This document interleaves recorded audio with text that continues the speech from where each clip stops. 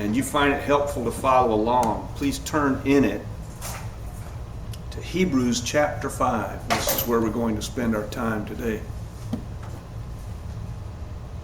I think it's safe to say that if in this room Jesus were to just come walking through the back of the building and put his hand on each shoulder as he walks by and ask a question, just a singular question: do you want to be more like I am? Do you want to be more useful to me? I think we would all say yes. I mean, I hope we would. I mean, I hope that it wouldn't be something we'd have to think about very long. But how do we do that? I mean, some of it comes through the disciplines. I realize that. And I remember when I was not a believer, hearing the sermons about Bible study and meditation and prayer and all these features of what it is to practice as a Christian, and I just thought, gosh, that sounds like a lot of stuff to do. I don't really, which was part of the reason I didn't become a believer. I said, why do I want to add all that stuff into my life? But that's the way we are changed to a large extent, but that's not the only way we're changed. I'm going to say a large percentage of how we are changed does not come to us in the practice of the disciplines. I'm going to say that if we're going to grow as believers, and I take this from the Bible, not from my thinking, that we're going to have to go through sufferings. We're going to have to. Can we even become more useful to Jesus without it? That's my question for us today. Let's look at this text. Hebrews chapter 5, and I'll begin reading in verse 1. For every high priest is taken from among the people and appointed to represent them before God, to offer both gifts and sacrifices for sins. The priest is able to deal compassionately with those who are ignorant and erring, because the priest is also subject to weakness. And for this reason, the priest is obligated to make sin offerings for himself as well as for the people. And no one assumes this honor on their own initiative, but only when called to it by God, as in fact Aaron was called. So also Christ did not glorify himself in becoming high priest, but the one who glorified him was God, who said to him, "You are my son, today I have begotten you." And also in another place God says, "You are a priest forever in the order of Melchizedek." During his earthly life, Christ offered both requests and supplications with loud cries and tears to the one who was able to save him from death. And Jesus was heard because of his devotion. Although he was a son, he learned obedience from the things he suffered. And being perfected in this way, he became the source of eternal salvation to all who obey him. And he was designated by God as high priest in the order of Melchizedek. Now, this text has within it what I would say is a kind of a startling statement, and it's one that the church has wrangled with for hundreds of years. Jesus learned. Now think about it for a minute. This is God Almighty in the flesh. That's what the text is very clear. You go to Hebrews 1, and it is utterly clear who Jesus is. You go to John 1:1, you go to Colossians chapter 1, you can find numerous places, Revelation chapter 22, you can find numerous places where it's utterly clear who Jesus is. He is the maker of the universe walking around in the flesh. But what does that all really mean? And there was a time, now let's just face the facts. This is shocking for some people. I don't think it will be for you all, but it is for some. There was a time when Jesus didn't know that 9 times 9 was 81. He didn't know that. Jesus was a cooing, drooling baby that people held because he couldn't walk, carried him places because he couldn't go on his own. All of this, and through this life that Jesus, the maker of the universe in the flesh, entered into, he learned. He learned things. Now, this learning is absolutely important for our salvation. And keep that in mind as we go forward here. I'll explain it in just a moment. The picture of Jesus as a priest is shadowed by the Jewish tradition. There was a priest, Aaron, and all that followed him in the Levitical line were priests by inheritance, father to son. And when they entered the occupation of priest, that occupation was a very specific one. It was to be an intermediary between God and the people. The people didn't approach God directly. The priest approached God, and the people came to the priest. Now, that is still the bridge in the Roman Catholic tradition.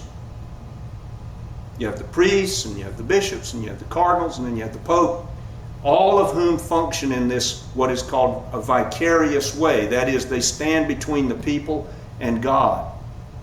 I'm not making any points about that. I'm just saying that's where the tradition comes from. That's where the Roman Catholic tradition comes from. It comes from the Jewish tradition. There was a priest that stood between the people and God.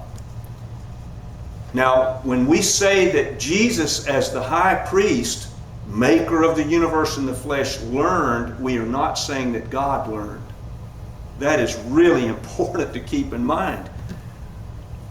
God doesn't need the benefit of becoming a human being in order to understand human beings. He does not. However, we need it. We need God to become a human being in order to understand human beings. This is the whole argument of the letter to the Hebrews through about the 9th chapter, if you read it carefully. There's a theology here that is very prevalent right now and has been for hundreds of years, and that is that somehow God needed to be a human being in order to be a proper Savior for us. That is not the case. That is not the case. The reason God became a human is for us, not for himself. He didn't have to have the experience. He didn't have to learn how to water ski, in other words. This becoming a human being changes the way that justice works, because justice becomes satisfied fully. Had God just decreed that we're saved, there would still be the question of justice. What of justice? What about the sins we've committed? How will they be paid for? How will that ever be set right? Just because God declares it? No. That would make God somehow inconsistent within himself. Think about it. If God sets the parameters up and says, I'm the Lord, I don't change, this is what is actually right, and this is what is actually wrong, and you and I choose to do those things which are wrong, how will that ever be set right just because God says, I'm just going to let it go? That's not going to satisfy justice. And the priest, in a way, changed the parameters in both cases, both with the priesthood of Jesus and the priesthood of the Jewish priest. You had somebody who stood between, who was human like us. When they did that, that removed our ability to stand in front of God and say, we've got an excuse. You've made me this way. Why are you holding me responsible for it? We can't say that anymore because the justice is being satisfied by what Jesus has done. And the other aspect of that is the high priest in the Jewish tradition and in Jesus is able to feel our need. They're acquainted with our need. They're acquainted with what we face. There's a Greek word here in this text. You'll see in your text, in verse 2, compassion. That's a really, I don't want to use the word poor, incomplete translation of the Greek word that's used here. Very incomplete. The word is metriopatheo. Metriopatheo. We get part of our word pathos from that, or pathetic, or empathy. It's all the same kind of ideation. This word literally means the perfected understanding between two extremes. You have two extremes. When you deal with injustice, there are two extremes. When you deal with wrongdoing, two extremes. One is to be like the senile grandpa or grandma who just looks at the child as they break windows and destroy things and says, well, as long as they're having a good time. That's the perspective of indulgence. That's one extreme. The other extreme is that we do that in front of God and the lightning bolt comes down and we become a crater. That's the other extreme. God's sense of justice and the way in which he deals with us, the metriopatheo, is perfected between those two extremes. We rarely exhibit that perfection. Rarely do we exhibit that. There's the perfect way of dealing with wrongdoing or irritation in some way, and it's that you never become irritated. God doesn't become irritated with us. He doesn't become exasperated with us. He doesn't lose his ability to think because he's so angry like we get. You ever been in a conversation with somebody and they challenge what you're saying and you get madder and madder and madder, and pretty soon you're not even making any sense. You got all that white stuff in the corner of your mouth and you're just foamed up trying to get your point across, but you're not making sense. We're not making sense anymore. God never gets like that. God has metriopatheo, the capacity to be dead in the middle in perfection between explosive anger and pure indulgence. I am not like that at all. I'm not like that. This is the miracle. Think about it from the standpoint of Jesus and the Jewish priest. The Jewish priest got trained, right? Think about if you were a Jewish priest. Day in and day out, Hillel and Shemel come to your evening and morning sacrifices every day. They bring the dove every day, and it's for the same thing. We did it again. We're bringing the dove. We're bringing the lamb, whatever it is. Forgive us for what we did. We did the same thing yesterday, but here we are again. Can you imagine how the priest would say, oh my gosh, here they come again? Well, think about that in terms of Jesus, the high priest. How often do we come to Jesus with the same things over and over and over and over, and it's just a continuum of life? But Jesus never turns us away, and he doesn't become frustrated with us because we're coming back with the same thing. We willfully do those things which defy him, and yet he continually accepts us and shows us this forbearance over and over and over again. He's the high priest after the order of Melchizedek. The Jewish priest was the shadow. The Jewish priest had to listen to the same things over and over. The Jewish priest would stand in between the person and God over and over for the same things over and over again. How is this possible? They were prepared. Have you ever watched a documentary on the Navy SEALs? What do? They torture them. They go through what they call in the Navy SEAL tradition Hell Week. Have you ever watched that? What they make them do?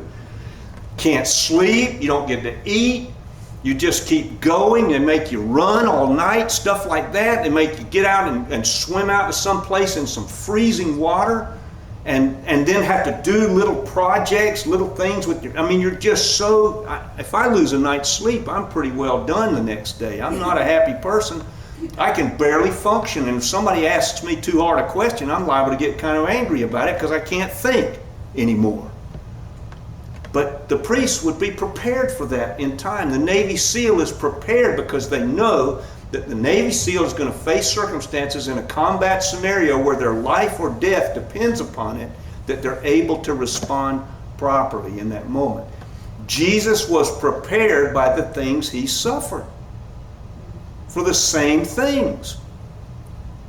Jesus right now, the picture that we have theologically, biblically, is that Jesus is standing in the Holy of Holies, whatever that means, right? He was resurrected as a physical being. Somehow, interdimensionally, he stands in the Holy of Holies right now and makes intercession before God for you and for me. That's what he does. He stands in as a priest before God.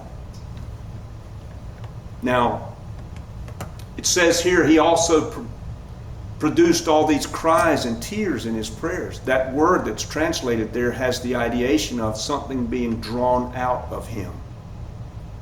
It's not like a movie actor or somebody who just feels a little emotion and all of a sudden they start, this is something drawn out. I'll never forget. It surprised me this was drawn out of me. I remember here in the last couple of years, we got this puppy, this pit bull, sweet dog, but this sweet dog is busy. And Becky had me construct barriers so that this sweet bulldog puppy, which had not been trained yet to not go to the restroom in the house, would stay on the tile where we could clean it up. So that meant in the kitchen.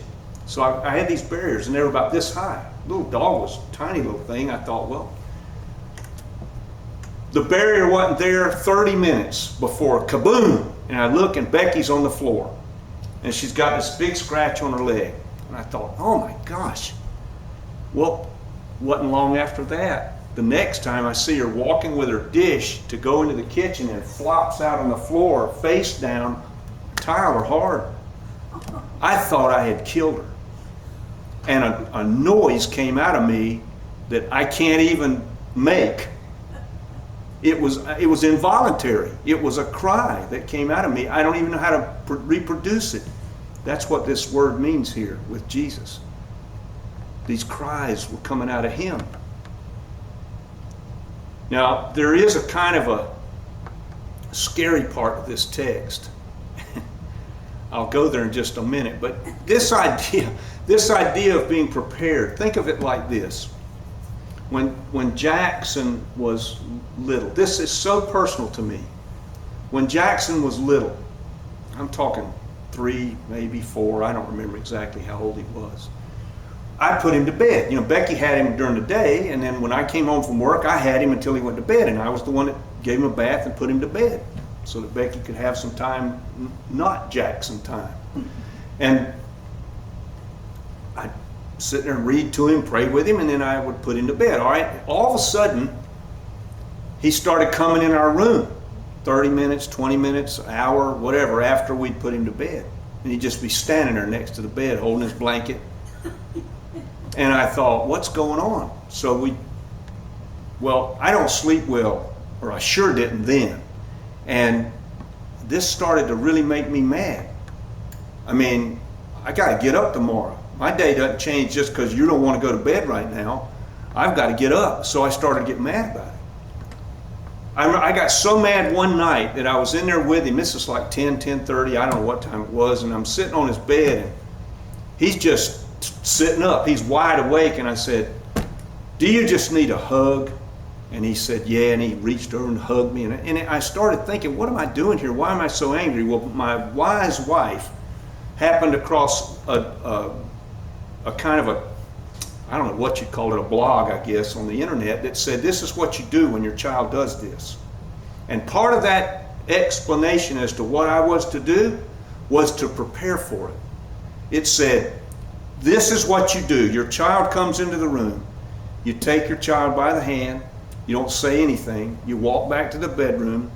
You put them to bed, but you know they're going to come back. And they're going to do that for several nights. But you're going to do the same thing every time. You're not going to get upset. You're not going to react. You're just going to walk them in, lay them down, kiss them goodnight, close the door, and walk out. I did that for 3 nights in a row, and it never happened again. The change was, by my suffering, I was prepared. I was prepared to do the right thing. Now this text goes on into some scary territory, and I want to, if you keep reading it, which you may already have, I don't know, I just want to assuage that scary territory for you if I can. There's a distinction to be made. It talks about the fact that if we go on sinning, there's no longer a sacrifice for us. That's what it says. But let me just say to you, all who are here, if the Spirit of God lives in you and lives in me, we cannot sin in comfort. We cannot sin in comfort. There will always be a twinge of something in us that says something is wrong. The chapter is not speaking to you and I. It's speaking to those who do not have any discomfort at all with their sin. Now, I don't know what that means. And I've read some pretty fat books regarding this one text as to what it really means. And people are all over the place. All I can say is be thankful that we're concerned about it. Be thankful you're concerned about it. And is it final for that person, that they're just condemned forever? I don't know the answer to that, and the Bible doesn't say. I don't know. But some people write these books, they speak as though it's really clear to them as to what that means. I'm just going to say what's really clear to me is it's not clear to them either, no matter what they might say. I don't know, but for here, you and I today here, we are not like that, right? We're not like that. We care what God thinks of us. And the person to whom the scary text speaks isn't concerned at all.